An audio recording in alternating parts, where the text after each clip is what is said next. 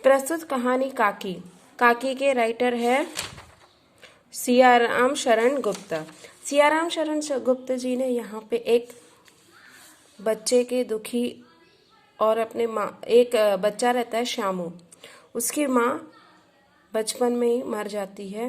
पहले तो वो अपनी माँ को, जैसे ही वो नींद से उठता है, वो अपनी माँ को ज़मीन पर कपड़ा, एक सफ़ेद कपड़ा ओढ़े हुए देखता है।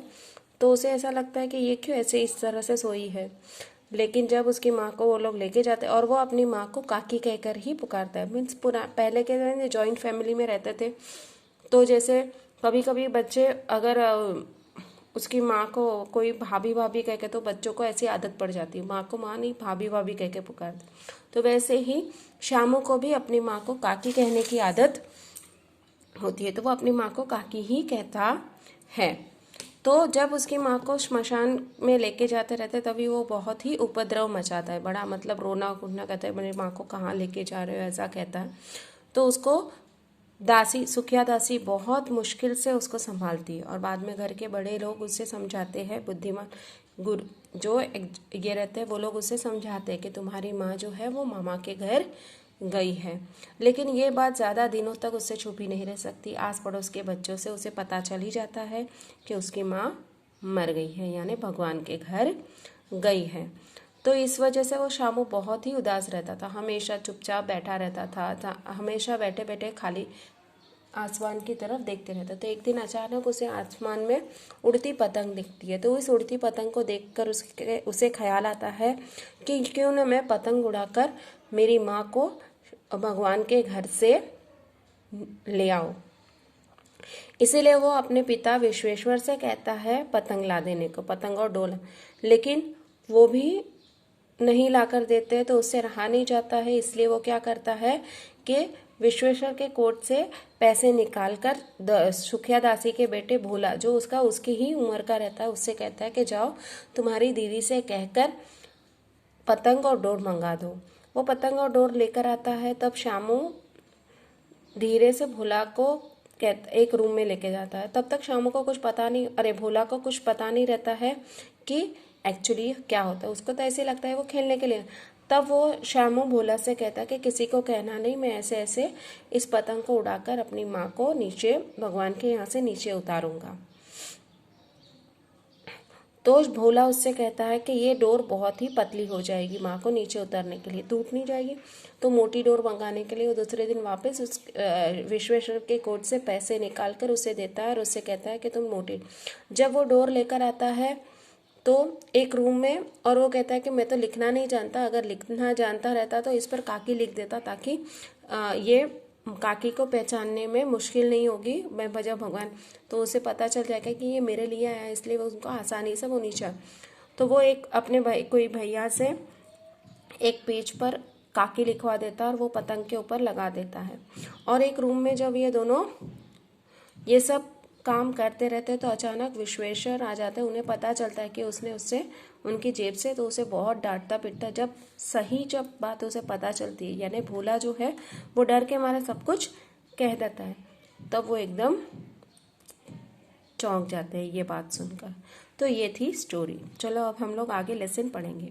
उस दिन बड़े सवेरे श्यामू की नींद खुली तो उसने देखा कि घर भर में कोहराम मचा हुआ है। उसकी माँ नीचे से ऊपर तक एक कपड़ा ओढ़े हुए कंबल पर भूमि शयन कर रही है, और घर के सब लोग उसे घेर कर बैठे बड़े करुण ढंग से विलाप कर रहे थे। मीन्स यही कि श्यामू जब उठता है तो देखता है उसकी माँ ज़मीन पर एक कंबल के ऊपर खाली सर से पांव तक पूरा वाइट कपड़ा पहनकर सोई, और उसके पास आसपास सब घर के लोग बैठे और रो रहे, कोहराम मचा रहे, मतलब रो रहे। लोग जब उमा को, यानी काकी का नाम था उमा, लोग जब उमा को शमशान ले जाने के लिए उठाकर ले जाने लगे, तब श्यामू ने बड़ा उपद्रव मचाया। लोगों के हाथ से छूटकर वह उमा के ऊपर जा गिरता। बोला, काकी सो रही है, उसे इस तरह उठाकर कहाँ लिए जा रहे हो? मैं ना जाने दूंगा। लोग बड़ी कठिनता से उसे हटा पाए। काकी के दाह संस्कार में उसे नहीं जाने दिया गया। एक दासी ने राम राम करके उसके घर पर ही संभाले रही।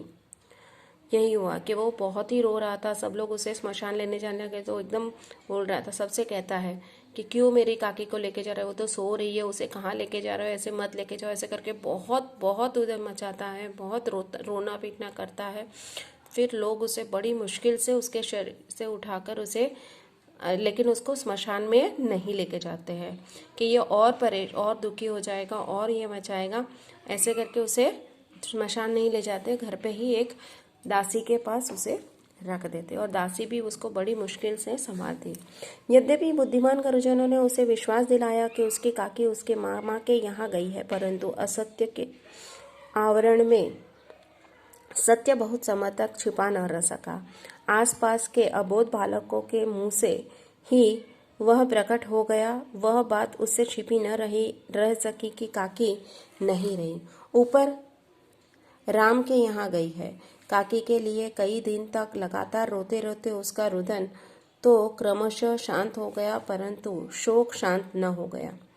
कहते हैं कि यही हुआ कि जब बड़े जो लोगों ने उनको ऐसा कहा कि तुम्हारी काकी तो अभी मामा के घर गई है, वो आ जाएगी, लेकिन ये जो यानी असत्य यानी झूठ के पीछे का सत्य ज्यादा दिन तक, आवरण मतलब कोटिंग, ओके, झूठ के पीछे का सत्य ज्यादा दिन तक छुपा नहीं रख सका। घर के आसपास के पड़ोस के बच्चों से उसे पता चली गया कि उसकी माँ भगवान के घर चली गई है। तो थोड़े दिन तक वो बहुत रोता रहा, लेकिन रोते रोते थोड़े दिन तक उसका रोना तो शांत हो गया, लेकिन उसका शोक मतलब दुख शांत नहीं हुआ। वर्षा के अनंतर 1-2 दिन में ही पृथ्वी ऊपर का पानी तो अगोचर हो जाता है, परंतु भीतर ही भीतर उसकी आर्द्रता जैसे बहुत दिन तक बनी रहती है, वैसे ही उसके अंतःस्थल में वह शोक जाकर बस गया। वह प्रायः अकेला बैठा बैठा शून्य मन से आकाश की ओर ताकता रहता। यानी जैसे बारिश हो जाने के बाद 2-3 दिन में ऊपर का जमीन के ऊपर का पानी तो सूख जाता है, लेकिन जमीन के अंदर ह्यूमिडिटी बनी रहती है, आर्द्रता मतलब ह्यूमिडिटी। तो बोलता है कि ऐसे ही ऊपर के उसके रोना धोना तो बंद हो गया, लेकिन उसके अंदर अभी भी वो दुख था ही, इसलिए वो मन में अभी भी वो दुखी था, इसलिए कुछ न कहता, एक जगह शून्य मतलब एकदम शांत बैठा रहता था, किसी से कुछ बात नहीं, कुछ नहीं, दुखी मन से वो एक जगह बैठा रहता। एक दिन उसने ऊपर आसमान में पतंग उड़ती देखी। न जाने क्या सोचकर उसका हृदय एकदम खिल उठा। विश्वेश्वर के पास जाकर बोला, काका मुझे एक पतंग मंगा दो। यानी अचानक एक दिन उसे एक पतंग उड़ती हुई देखती है, तो उसके मन में क्या ख्याल आता है पता नहीं, इसलिए वो जाता है विश्वेश्वर के पास और उसे कहता है कि मुझे एक पतंग मंगा दो।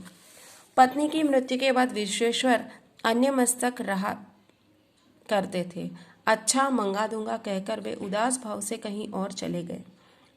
अन्य मस्तक मतलब जिसका मन कहीं और लगा हुआ, मीन्स वो दुखी थे। यानी विश्वेश्वर जो थे वो अपनी पत्नी की मृत्यु से दुखी थे, इसलिए उन्होंने उसको ऐसे ही कह दिया डाल कि हाँ मैं तुम्हें मंगा दूंगा। श्यामू पतंग के लिए बहुत उत्कंठित था। उत्कंठित मतलब बहुत उत्सुक था पतंग पाने के लिए। वह अपनी इच्छा किसी तरह रोक न सका। एक जगह खूंटी पर विश्वेश्वर का कोट टंगा हुआ था। इधर उधर देखकर उसने एक स्टूल सरकाकर रखा और ऊपर चढ़कर कोट की जेबें टटोली। उसमें से एक चवन्नी का आविष्कार करके वह तुरंत वहां से भाग गया। बोलता है कि एक जगह उसने देखा, बहुत बहुत ईगर था वो पाने के लिए, पैसे पाने के लिए, इसलिए एक जगह उसने देखा कि विश्वेश्वर का एक कोट खूंटी पर मतलब हुक पर हैंग किया हुआ था।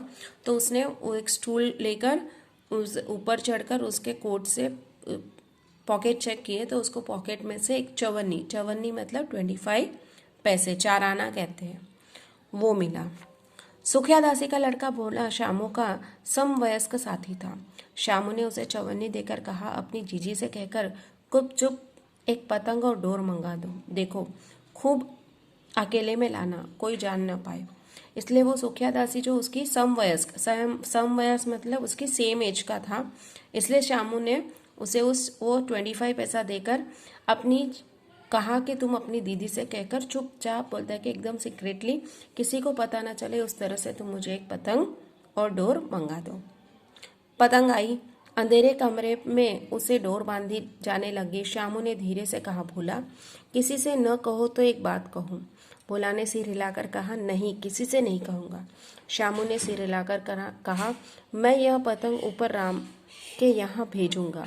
इसे पकड़कर काकी नीचे उतरेंगी। मैं लिखना नहीं जानता, नहीं तो इस पर उनका नाम लिख देता।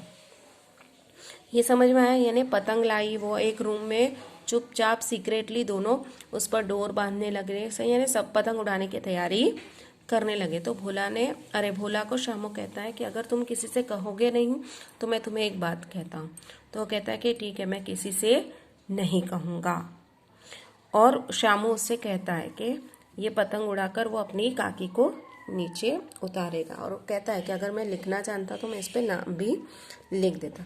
भोला श्यामू से अधिक समझदार था। उसने कहा, बात तो बहुत अच्छी है, परंतु एक कठिनता है। यह डोर पतली है, इसे पकड़कर काकी उतर नहीं सकती। इसके टूट जाने का डर है। पतंग में मोटी रस्सी हो तो सब ठीक हो जाएगा।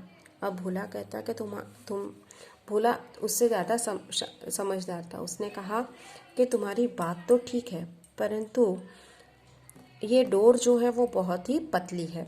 इतनी पतली डोर को पकड़कर काकी नीचे उतर नहीं सकेगी, टूट जाएगी। पतंग में मोटी रस्सी हो तो सब ठीक हो जाएगा। बोलते हैं कि मोटी रस्सी अगर हम लोग पतंग में डालेंगे तो काकी को उतरने में ज़्यादा मुश्किल नहीं होगी।